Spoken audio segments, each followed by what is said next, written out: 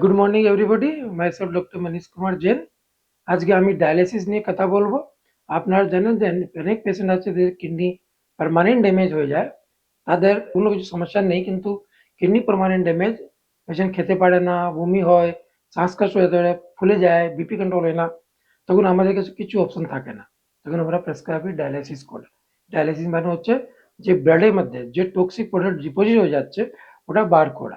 অনেক পেশেন্ট আমরা যখনই ডায়ালিসিস বলি ওটা ভয় পেয়ে যায় কি ডায়ালিসিস করে মেরে যাবো। আপনারা এটা চিন্তা ভাবনা করুন, যে পেশেন্ট সাপোজ কিডনি খারাপ হয়ে গেছে, ওর সিমটম আসছে, পেশেন্ট ড্রাউজি হয়ে যাচ্ছে, তাহলে আমাদের কাছে কিছু তো অপশন নেই।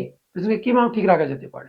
এটা বেস্ট অপশন হচ্ছে যদি ট্রান্সপ্লান্ট না করতে পারে ডায়ালিসিস রাখা। ঠিকঠাক ডায়ালিসিস করলে পেশেন্ট অনেক ভালো রাখা যেতে পারে। ডায়ালিসিস সঙ্গে অনেকগুলো মেডিসিন ইউজ করা হয়, যা দিয়ে পেশেন্ট অনেক ভালো থাকে, পেশেন্ট অনেক সিমটম ফ্রি থাকে, নিজের কাজ করতে পারে, ওর কিছু সমস্যা হয় না। Thank you very much.